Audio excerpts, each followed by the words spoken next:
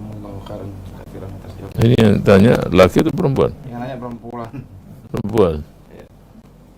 Ya kalau dia istri yang pertama ya dia praktekkan harus ikhlas. Jadi begini, bagaimana supaya istri yang pertama kembali kepada akhlak suami, kembali kepada karakter suami, ya kembali kepada akhlak suami itu yang paling penting. Akhlak suami yang menunjukkan bahwa kalaupun dia menikah dengan yang kedua, dia akan tetap memuliakan yang pertama. Dan yang pertama tahu betul bahwa suaminya itu layak untuk mendapatkan istri yang kedua. Umpamanya saja, yang pertama udah sampai 10, 15 tahun, 20 tahun nggak punya anak. Ya dia carikanlah istri. Dan terbukti bahwa dia memang mandul umpamanya. Ya, dia carikan, apalagi kalau dia mencarikan indah. Kalau dia mencarikan, insya Allah yang kedua pun juga akan tidak macam-macam dia akan menghormati yang pertama. Jadi ada sebab-sebab yang memang wajarlah suami itu untuk berpoligami. Itu salah satu sebabnya. Daripada suami itu mencari sendiri, muncul istri yang kedua, dia mulai sombong, mulai meremehkan yang pertama, itu kurang bagus. Tapi kalau dia mencarikan, mungkin itu salah satu lah. Walaupun saya tidak mengatakan bahwa itu harus begitu. Tapi muncullah keikhlasan dan ujian di situ karena kecintaan dia kepada Allah dan Rasulnya melebihi suaminya, melebihi siapapun. Jadi salah satu keberhasilan dari rumah tangga yang di situ ada poligaminya adalah mahabbatullah, kecintaan kepada Allah dan kepada Rasul yang melebihi kecintaan pada suami, kepada anak, kepada siapapun di dunia itu sendiri. Nah, kalau itu yang terdahulukan, maka saya yakin dan optimis rumah tangga tadi akan tetap sakinah, mawaddah dan rahmah. Yang kedua adalah akhlak suami.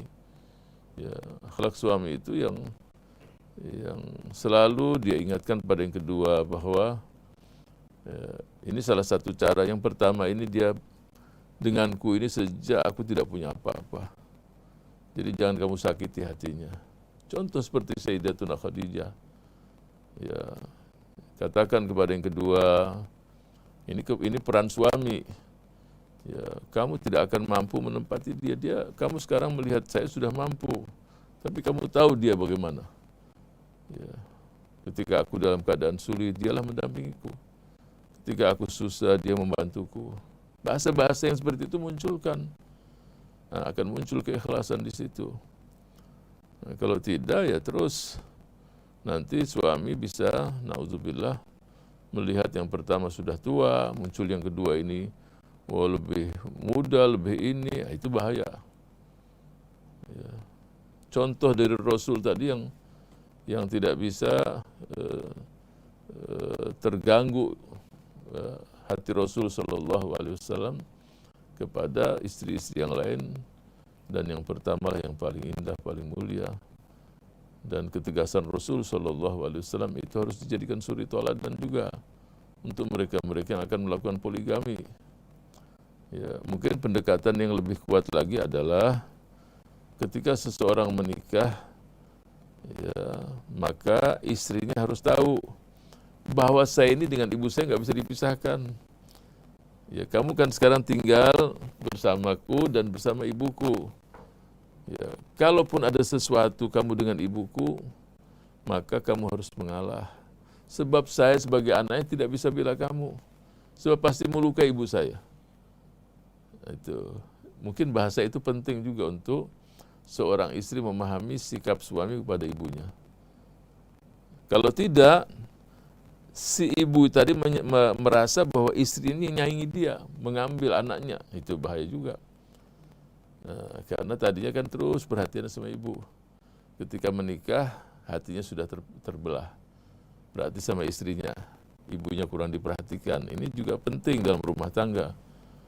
Olehnya istri harus paham karakter suami.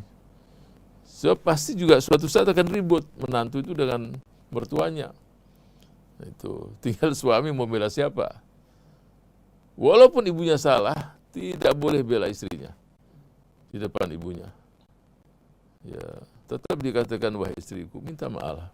Walaupun istri ibunya salah, tapi istri pun minta maaf. Nah, itu ibu senang. Selesai masalah itu. Tapi jangan terus ibu ini memang salah, keliru. Masa ngomong sama istri begini, nah itu bahaya. Hancur rumah tangga itu. Jadi jangan sekali-kali membela istrinya di depan ibunya. Nanti sendirian dengan istrinya diomongin, aku tahu ibuku memang agak keliru ini. Udahlah, kamu minta maaf. Sebab nggak mungkin aku ribut dengan ibuku. Jadi mungkin dia omongin berdua dengan bahasa itu, tapi jangan di depan ibu. Itu. Jadi bahasa-bahasa itu yang penting membuat rumah tangga semakin insyaallah diberkahi oleh Allah Subhanahu wa taala. Demikian ukhti.